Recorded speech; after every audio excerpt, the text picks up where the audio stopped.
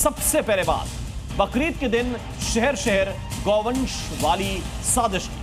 उत्तर प्रदेश में बकरीद के दिन माहौल खराब करने की साजिश रची गई थी। आरोप है कि मथुरा से लेकर महोबा तक गौवंश की कुर्बानी दी गई और कई जगहों पर गौवंश के अवशेष भी बरामद हुए हैं, जिसके बाद हिंदू संगठनों ने शहर शहर प्रदर्शन किया। योगी फोर्स से शिकायत तक की गई और अब योगी फोर्स माहौल बिगाड़ने की साजिश रचने वालों के पूरे खेल की जांच कर रही है और जल्द ही उनका हिसाब भी किया जाएगा। ये आज बकरीद के दिन काटा गया है गाय को।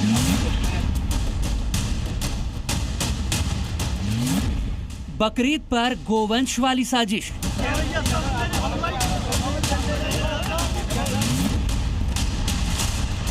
ये यहीं अफसेस मिले हैं, ये सभी मुस्लिम बस्ती है। ये माहौल बिगाड़ने का षड्यंत्र।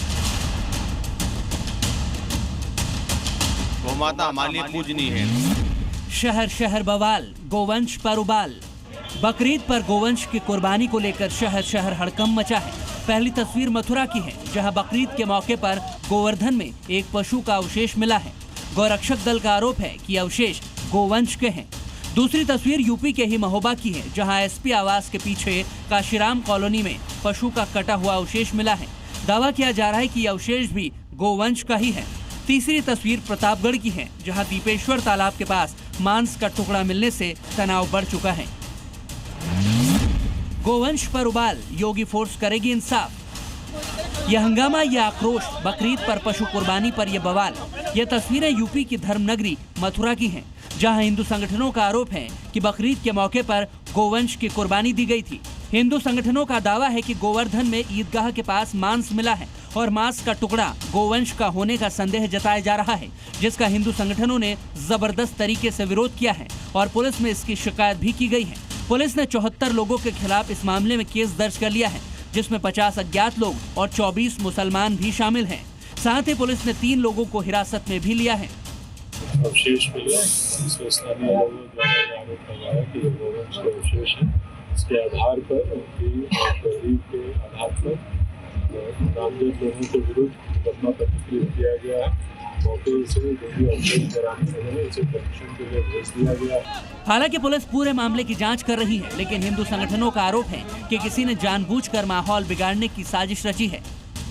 गाय अगर ब्रजभूमि में कष्ट में है, पीड़ा में है और गाय का खून अगर ब्रजभूमि की पवित्र मिट्टी पे अगर गिराया जा रहा है, तो ये हम ब्रजवासियों के लिए सबसे बड़ा मरणोपरांत। हमने मांग की थी कि ईद के दिन ये लोग बकरा काटते हैं, गौ माता को काटते हैं और न जाने कितने निर्दोष जानवरों की बलि चढ़ाते हैं। गौ माता हमारे लिए पूजनीय है। इन लोगों का षड्यंत्र है, गौ माता को काट के ये खा गए, लेकिन सरकार को हम धन्यवाद देते हैं, उन्होंने तुरंत एक्शन लिया है। ये यहीं अवशेष मिले हैं, ये सभी मुस्लिम बस्ती है। ये सब मुस्लिम बस्ती है और यहीं अवशेष मिले हैं। इन पे लटके हुए मिले हैं, आंतें लटकी हुई मिली हैं, सिर मिला है और काफी अवशेष यहाँ मिले हैं। संतुष्ट हैं आप? अभी तक की कार्रवाई से थोड़ा सा संतुष्ट हैं, पूरा नहीं कह पाएंगे। 24 घंटे उन्होंने मांगे हैं, तो 24 घंटे तक तो हमको वेट करना पड़ेगा।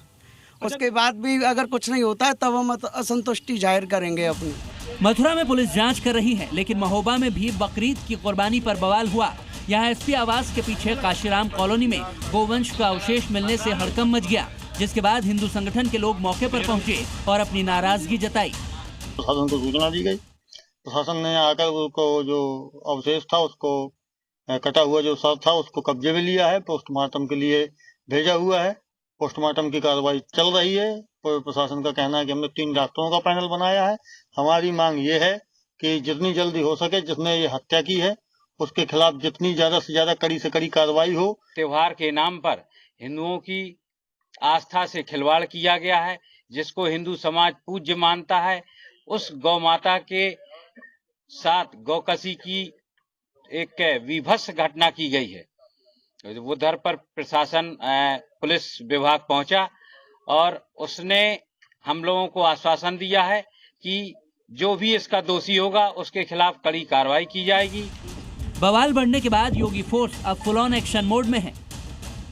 कांशीराम कॉलोनी के परिसर में एक गोवंश के अवशेष पड़े होने की सूचना प्राप्त होते ही सूचना का तत्काल संज्ञान लेते हुए मौके पर पुलिस बल पहुंचा। प्रस्तुत प्रकरण के संबंध में थाना स्थानीय पर सुसंगत धाराओं में अभियोग पंजीकृत किया गया।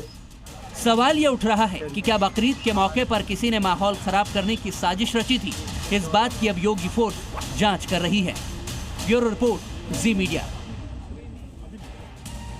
और अब खबर उत्तर प्रदेश के देवरिया से, जहां एक बुजुर्ग शख्स ने बकरीद के मौके पर खुद की कुर्बानी दे दी। 60 साल के ईश मोहम्मद ने बकरे की जगह खुद अपनी ही गर्दन काट दी, जिससे पूरे इलाके में हड़कंप मच गया। वहीं ईश मोहम्मद की पत्नी ने दावा किया कि उन पर भूत प्रेत का साया था, जिसकी वजह से उन्होंने ये कदम उठाया।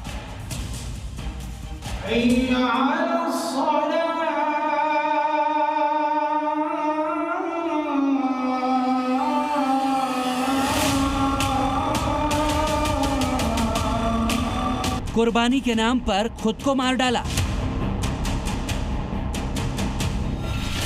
बकरे की जगह ईश मोहम्मद ने काटी अपनी गर्दन।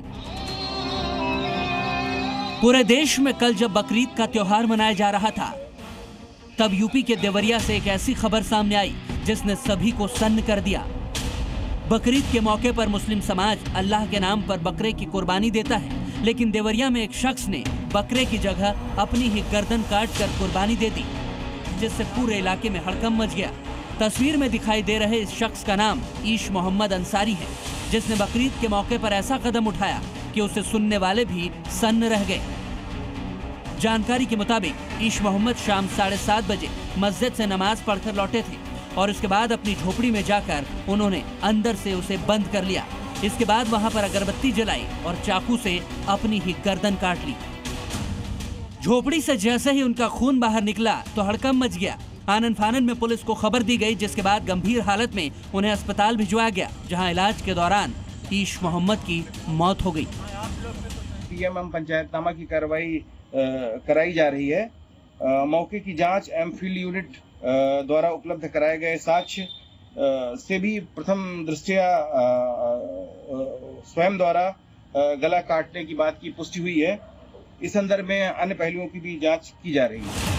पुलिस को जांच के दौरान मौके से ईश मोहम्मद का एक नोट भी मिला, जिसमें लिखा था, इंसान पहले बकरे को बेटे की तरह पालता है और फिर उसकी कुर्बानी दे देता है, मगर मैं अल्लाह के रसूल के नाम पर खुद को कुर्बान कर रहा हूँ।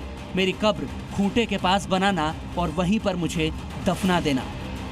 तारी की पत्नी ने इस मामले में ये दावा किया है कि उन पर भूत प्रेत का साया था और अक्सर वह आजमगढ़ में एक दरगाह पर जाते थे, जहां से 3 दिन पहले ही लौटे थे। बाबा दरगाह जाते हैं, सामान बेर गइल बाना उनके लगे, पीछे मखदूम साहिब के लगे आजमगढ़। हाँ, आजमगढ़ से अब आगे जाइए। ईश मोहम्मद ने बकरे की जगह अपनी कुर्बानी दी तो इससे मुस्लिम समाज में भी हड़कंप मच गया और मौलानाओं ने इसे बकरीद से ना जोड़ने की अपील कर डाली। मोहम्मद अंसारी के जरिए खुद उन्होंने अपना गला रेत लिया।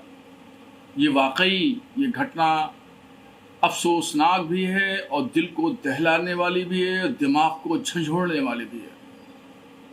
मगर उसको जो कुर्बानी त्योहार से जोड़ करके देखा जा रहा है वो ठीक नहीं है। ईश मोहम्मद तंत्र मंत्र के जाल में फंसे थे या उन पर भूत प्रेत का साया था, यह गंभीर सवाल है। लेकिन बकरीद के मौके पर जिस तरह से उन्होंने खुद की कुर्बानी दी, उसने जहां लोगों को हैरान कर दिया, तो वहीं उनका पूरा परिवार अब मातम में डूबा हुआ है। देवरिया से त्रिपुरेश त्रिपाठी के साथ ब्यूरो रिपोर्ट, जी मीडिया।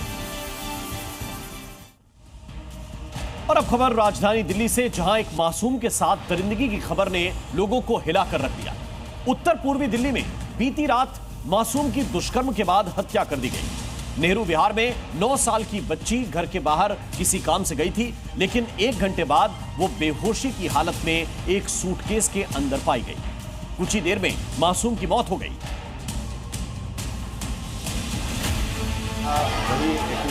फांसी की मांग चाहिए, हमें जो है न्यायालय पर पूरा भरोसा है। सड़क पर भारी विरोध और लोगों का ये गुस्सा उस हैवान के खिलाफ है जिसने मासूम बच्ची के साथ दरिंदगी कर उसे मौत के घाट उतार दिया। घिनौनी वारदात के बाद आरोपी के खिलाफ लोगों में बेहद गुस्सा है। नेहरू विहार में इस जघन्य अपराध के खिलाफ जबरदस्त गुस्सा दिखाई दिया। लोगों ने कुछ देर के लिए सड़क पर जाम लगा दिया। घिनौनी सजा के लिए सख्त एक्शन की मांग हो रही है। किसी ने आरोपी को फांसी देने की मांग की तो किसी ने आरोपी के एनकाउंटर करने की बात कही। हमें जो है न्यायालय पे पूरा भरोसा है, हमें प्रशासन पे पूरा भरोसा है, पर हमारे को उन आरोपियों को चारों को पकड़ा जाए और उनको सख्त से सख्त फांसी की सजा। चारों की एक का नाम सर? 4 उसमें अभियुक्त, 4 जने हैं उसमें। अच्छा, चार। आप लोग क्या मांग कर रहे हैं? सर ये मांग कर रहे हैं कि जो भी ऐसे घटना हो रही है दिल्ली के अंदर, आज नहीं 10 सालों से हो रही है, क्यों नहीं प्रशासन इस पे गौर कर रही है? बकरीद के दिन दरिंदगी का आरोप नौशाद पर लगा है। नंदू उर्फ नौशाद के खिलाफ सख्त कार्रवाई की मांग हो रही है। इस सनसनीखेज वारदात के बाद लोगों में गुस्सा है। प्रदर्शनकारियों ने कहा जांच में लापरवाही हुई तो फिर सड़क पर प्रदर्शन होगा। ये गुस्से वाला काम ही, आप देखो एक छोटी बच्ची के साथ इतना बड़ा हादसा न हो, कोई कम बात नहीं है। उस दरिंदगी को सख्त से सख्त सजा होनी चाहिए। मैं भी इसलिए तैयार हूँ, घर वालों के साथ हूँ। कहीं भी अगर कोई उनके लिए डील बरती जाएगी तो हम पब्लिक फिर दोबारा से ये काम करेंगे, अगर उनके साथ डील बरती जाएगी तो। न्यू मुस्तफाबाद में जिस घर के अंदर सूटकेस में बच्ची बेहोशी की हालत में मिली, उस घर पर पुलिस का सख्त पहरा है। लोगों के गुस्से को देखते हुए यहाँ पुलिस टीम की तैनाती है। नंदू उर्फ नौशाद इसी घर में रहता था। बताया जाता है कि मासूम घर के बाहर गई थी। खोजबीन के बाद 1 घंटे बाद बच्ची नेहरू विहार में एक घर के अंदर बेहोशी की हालत में मिली। यहाँ ब्रीफकेस के अंदर बच्ची को रखा गया था। आनन फानन में मासूम को अस्पताल पहुंचाया गया, जहां अस्पताल में डॉक्टरों ने मासूम को मृत घोषित कर दिया। मिलने रही थी, आधे पौन घंटे से मैं ढूंढ रहा था उसे। आधे पौन घंटे से मिलने रही थी। मेरी बड़ी अम्मी के घर बर्फ देने गई थी, पहुंची नहीं थी। किसी ने बताया इस घर में चली गई है, इस घर में गई है। मैं तो ढूंढता फिर रहा था, फोन आया, ढूंढा उसके घर पे, घर देखा उसमें ताला लग रहा था। वो जिसका घर था पता नहीं उसका भाई था, कौन था, वो चाबी लेने के लिए भाई बड़े वाले भाई सबके साथ गया हुआ था। मैंने ताला तोड़ दिया, मुझसे बर्दाश्त नहीं हुई। अंदर जाके मैंने टॉर्च जला के देखा तो ब्रीफकेस पड़ा था, उसमें बंद थी मेरी बच्ची। क्लियर कर दिया, डिक्लेयर कर दिया तो भाई खत्म हो गई। नंदू उर्फ नौशाद जिसके ऊपर दुष्कर्म का आरोप लगा है, वो न्यू मुस्तफाबाद का रहने वाला है। फिलहाल पुलिस टीम आरोपी की तलाश कर रही है। नशे का आदी नौशाद 2 शादी कर चुका है। उसकी नशे की आदत से आरोपी की बीवी पहले उसे छोड़कर जा चुकी है। दिल्ली पुलिस ने इस मामले में पॉक्सो एक्ट के साथ साथ हत्या का मामला दर्ज किया। साथ ही आरोपी की तलाश में टीम का गठन किया गया। पुलिस टीम आसपास लगे कैमरों की भी जांच कर रही है। हमने जो प्लेस ऑफ ऑकरेंस है उसको चिन्हित कर सील किया गया और क्राइम और एफएसएल टीम के द्वारा उसको प्रोसेस करके वहाँ से एग्जिबिट्स इकट्ठा किए गए हैं, जो कि हमें इन्वेस्टिगेशन में सबूत के तौर पर इस्तेमाल किए जाएंगे। परिवार के और कुछ आई विटनेसेस के स्टेटमेंट के आधार पर अभियुक्त के बारे में क्लूज़ मिले हैं और उन क्लूज़ को यूज़ करते हुए मल्टीपल टीम्स, इवन जो डिस्ट्रिक्ट के ऑपरेशंस यूनिट की टीम को भी इस्तेमाल किया जा रहा है, उनको भी डिप्लॉय किया गया है ताकि मासूम के साथ दरिंदगी पर पूर्व सीएम अरविंद केजरीवाल दिल्ली में सुरक्षा व्यवस्था पर सवाल उठा रही है। एक तरफ मासूम से हैवानियत पर सियासत हो रही है।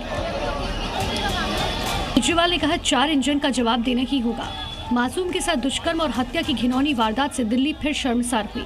भले ही आरोपी जल्द गिरफ्तार कर लिया जाए, लेकिन ऐसा कृत्य बर्दाश्त करने लायक बिल्कुल नहीं है। दिल्ली से राहुल मिश्रा की रिपोर्ट, जी मीडिया। और अब खबर मध्य प्रदेश की राजधानी भोपाल से, जहां लव जिहाद की बढ़ती साजिश को रोकने के लिए हिंदू संगठनों ने अभियान तेज कर दिया है। भोपाल में वीएचपी कार्यकर्ताओं ने हिंदू बेटियों की सुरक्षा के लिए जिम में मुस्लिम ट्रेनर पर रोक लगाने की मांग की और इसके लिए जिम संचालकों को संकल्प भी दिलाया गया। जय जय श्री राम। संकल्प लेते हैं।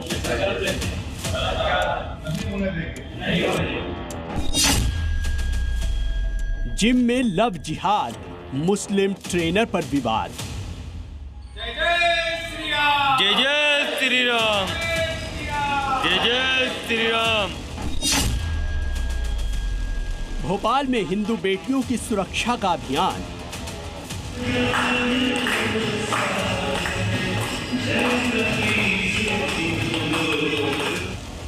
मध्य प्रदेश में बेटियों को जिहादी साजिश का शिकार होने से बचाने के लिए हिंदू संगठनों ने मोर्चा खोल दिया है। पिछले कुछ दिनों में वहां हिंदू बेटियां लव जिहाद का शिकार हुईं।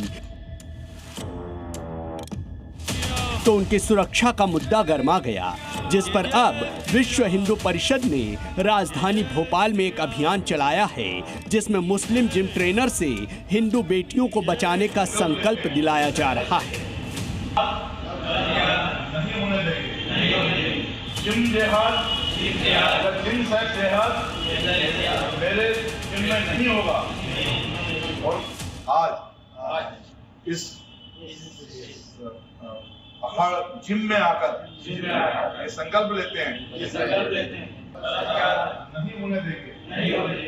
जिम जिहाद, जिम सेक्स जिहाद मेरे जिम में नहीं होगा। विश्व हिंदू परिषद के ये कार्यकर्ता भोपाल में मौजूद एक जिम में पहुंचे, जहां उन्होंने पहले हनुमान चालीसा का पाठ किया और फिर जिम संचालकों से बेटियों को बचाने के लिए बड़े कदम उठाने की मांग की।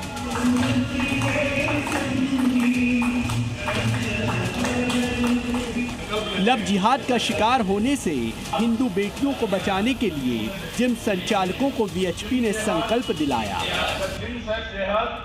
कि किसी भी ऐसे शख्स को जिम में जगह नहीं दी जाएगी जो हिंदू बेटियों को नुकसान पहुंचाने वाला हो।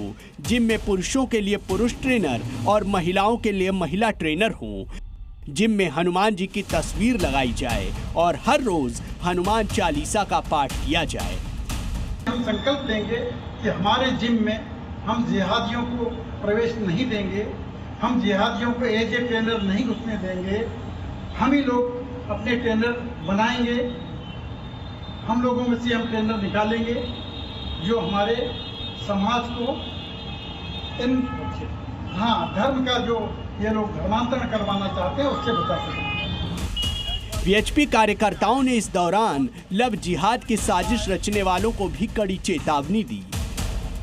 हमारा संकल्प है कि हम राजा भोज की नगरी में ये लव जिहादियों को, चाहे वो जिम जिहादी हो, चाहे वो ट्रेनर जिहादी हो, चाहे कोई भी हो, इनके कान पकड़ करके जो है बड़े तालाब में जब तक नहीं डुबो लेंगे तब तक हम चैन से नहीं रहेंगे।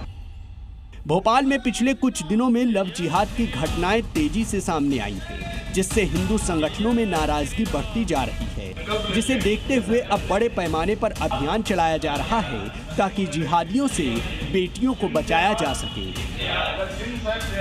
भोपाल से जी मीडिया के लिए दीपक द्विवेदी की रिपोर्ट। और अब बात पाकिस्तान के जासूसी नेटवर्क की। ज्योति और जसबीर से पूछताछ में एक के बाद एक कई खुलासे हो रहे हैं और अब पाकिस्तान के जासूसी नेटवर्क का एक और चेहरा बेनकाब हुआ है। पाकिस्तान का पूर्व सब इंस्पेक्टर, जो कहने को तो एक यूट्यूबर है, पर पाकिस्तान के जासूसी के लिए तैयार किए जा रहे डिजिटल फौज का असली मास्टरमाइंड वही है। ये रिपोर्ट जरा देखते हैं।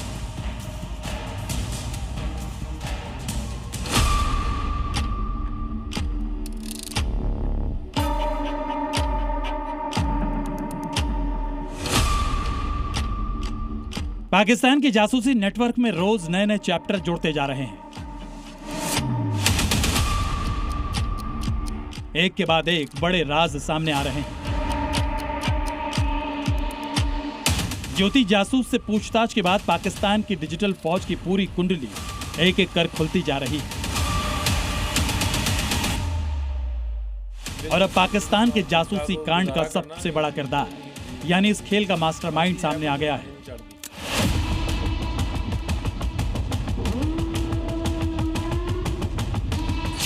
नाम नासिर ढिल्लो, आरोप जासूसी का मास्टरमाइंड, काम जासूसी की डिजिटल फौज तैयार करना। पाकिस्तान का रहने वाला नासिर ढिल्लो है तो यूट्यूबर, पर इसका असली काम पाकिस्तान के लिए जासूसी करने वालों की फौज तैयार करना था।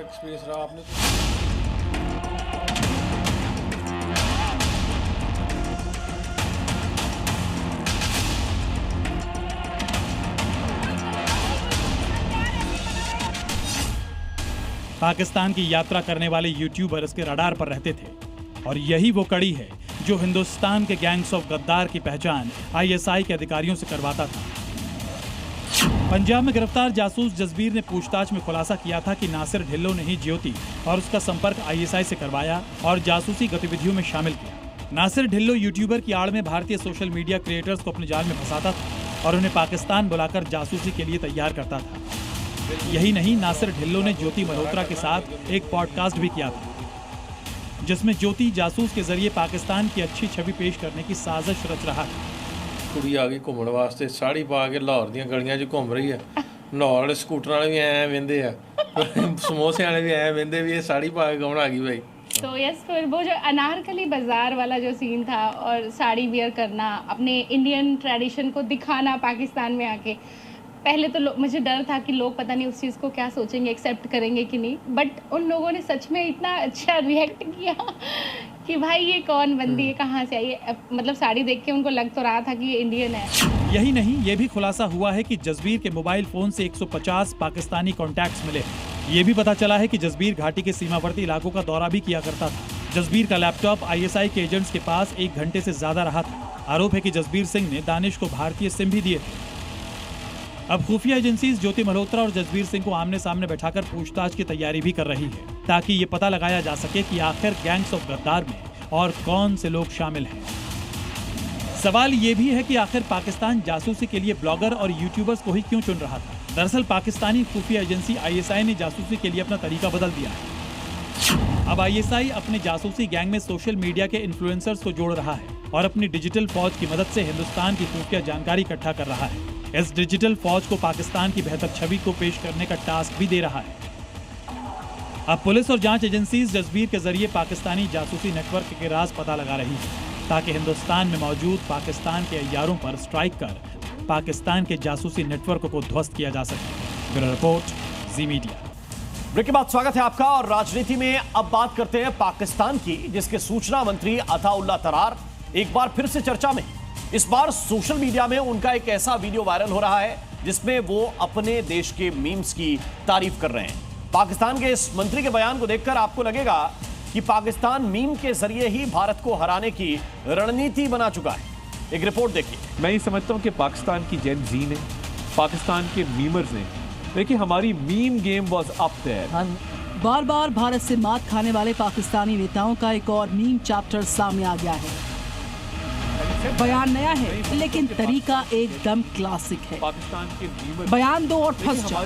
पाकिस्तान के सूचना मंत्री अताउल्लाह तरार की कॉमेडी तो देखिए, किस तरह से वो अपने देश की हार पर खुश हो रहे हैं, कैसे कैसे उल जुलूल तर्क दे रहे हैं। एक बार भी उन्होंने नहीं सोचा कि वो एक देश के मंत्री हैं और उनका बयान दुनिया देखेगी। जरा सोचिए, किसी देश का सूचना मंत्री इस तरह की हरकतें कैसे कर सकता है भला। लेकिन अताउल्लाह तरार का ये पहला वीडियो नहीं है जिसमें वो बिना सोचे समझे बोलते चले जा रहे हैं। लेकिन अताउल्लाह तरार पाकिस्तान के इकलौते जोकर नहीं है। इनके यहाँ पर ऐसे बहुत सारे किरदारों की बहार है। भारत पाकिस्तान संघर्ष के दौरान इनके मंत्रियों के बयान देखने लायक थे। पाकिस्तान के इन जंगी जोकर्स में पाकिस्तान पीपुल्स पार्टी के अध्यक्ष बिलावल भुट्टो और जरदारी का नाम सबसे ऊपर आता है।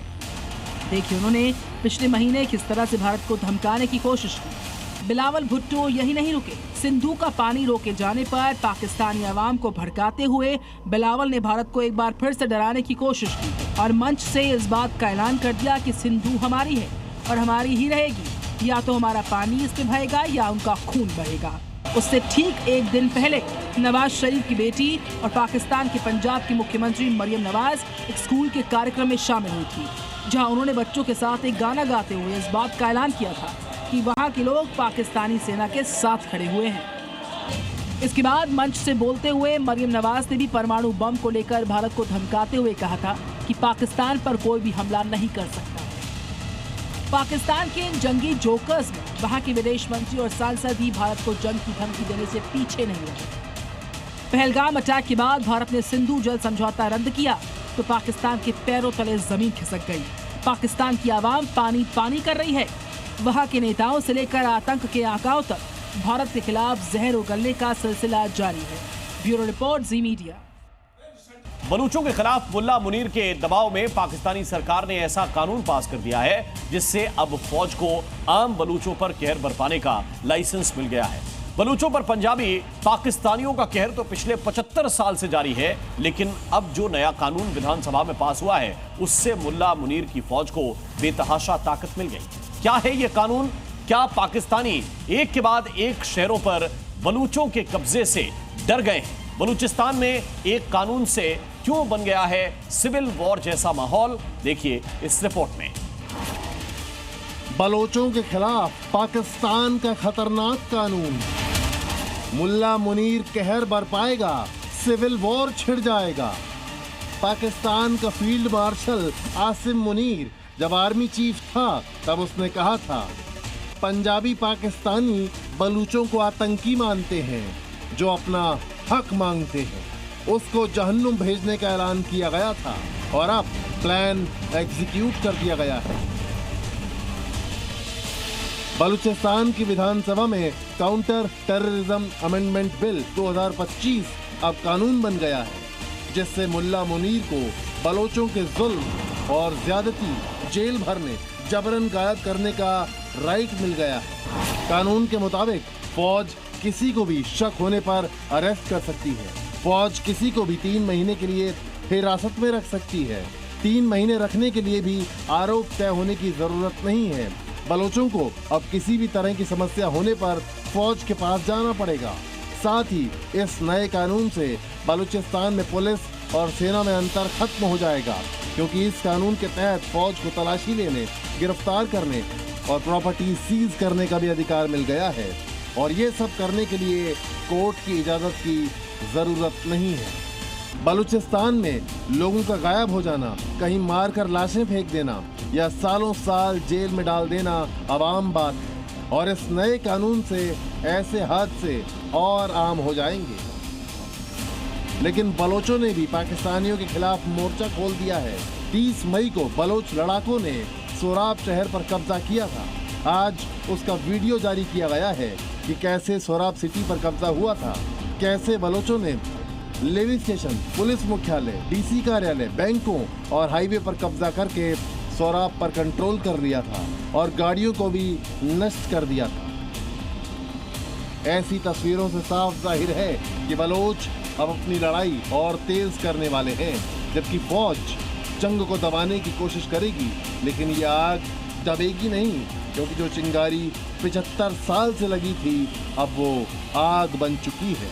ब्यूरो रिपोर्ट, जी मीडिया।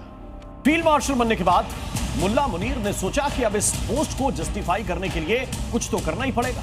भारत के खिलाफ अब आंख उठाकर देखने की हिम्मत तो बची नहीं, इसलिए मुनीर ने जिहाद करने का सोचा और कश्मीर के नाम पर एक नया आतंकी संगठन बना लिया। पहले तो इस नए आतंकी संगठन पाकिस्तान और हिंदुस्तान दोनों से अलग करके कश्मीर को आजाद कराना चाहता था ये संगठन, लेकिन धीरे धीरे अब उसका एजेंडा बदल रहा है। अब वो खुलकर भारत को धमकियां दे रहा है। क्या है नई धमकी और पाकिस्तान कैसे तैयार कर रहा है नए आतंकी, देखिए इस रिपोर्ट में। कश्मीर के नाम पर मुल्ला मुनीर के काम पर तहरीक तालिबान कश्मीर नया आतंकी संगठन, क्या है मकसद? कश्मीर के नाम पर पाकिस्तानियों को पिछले 75 साल से बेवकूफ बनाया जा रहा है। फौज आवाम को सपना दिखा रही है कि एक दिन कश्मीर बनेगा पाकिस्तान। ऑपरेशन सिंदूर से बौखलाए मुल्ला मुनीर ने अब कश्मीर के नाम पर नया जिहाद छेड़ दिया है और एक नया आतंकी संगठन तहरीक तालिबान कश्मीर का ऐलान कर दिया है, जिसका मकसद है कश्मीर के नाम पर जिहाद करना। टीटीके ने ऐलान किया है कि उसकी एक्टिविटी सिर्फ कश्मीर तक ही सीमित रहेगी। इसके साथ ही टीटीके जिहादी संगठनों और मुजाहिदीन के साथ सहयोग भी करता रहेगा, जिससे कश्मीर में आतंक फैलाया जा सके। पहले तो इस नए आतंकी संगठन का मकसद था कश्मीर को अलग करना, लेकिन टाइम बीतने के साथ अब मुल्ला मुनीर के खतरनाक मंसूबे भी सामने आ रहे हैं। तहरीक तालिबान कश्मीर का मकसद अब साफ हो रहा है। अब धीरे धीरे ही सही उसके असली एजेंडे सामने आ रहे हैं। इस नए आतंकी संगठन ने भारत के खिलाफ जिहाद का ऐलान किया और कहा कि वो नियंत्रण रेखा यानी एलओसी को नहीं मानता और पाकिस्तान सेना भारत के खिलाफ उसके जिहाद में रोड़ा न बने। पाकिस्तान सेना ने भी भारतीय सेना के एजेंडे का पालन करते हुए उनके जिहाद और जिहादी संगठनों पर प्रतिबंध लगाया है। पाकिस्तान में कोई भी नया आतंकी संगठन बिना आईएसआई के मर्जी के खड़ा नहीं हो सकता। इसीलिए ये नया आतंकी संगठन जो भी बयान जारी कर रहा है, आतंक फैलाने का ऐलान कर रहा है, वो पाकिस्तानी सरकार और फौज के इशारे पर हो रहा है, क्योंकि इस संगठन को ऑपरेट करने की जिम्मेदारी आईएसआई ने अपने एयरफोर्स के पूर्व अधिकारी को दे रखी है, जिसका नाम गाजी शहजाद है। जो पीओके के सुधोनिता का रहने वाला है।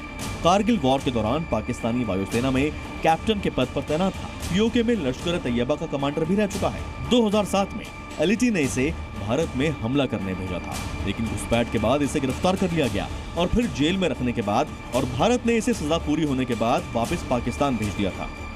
FATF की ड्रिल लिस्ट में जाने के बाद पाकिस्तान ने दिखावे की कार्रवाई की थी, लेकिन जेल से भागने का नाटक किया गया और अब नए संगठन की जिम्मेदारी भी दे दी गई है। लेकिन भारत को पाकिस्तान की इस नई चाल का पता है। आतंकियों के खिलाफ ऑपरेशन सिंदूर अभी जारी है। ब्यूरो रिपोर्ट, जी मीडिया।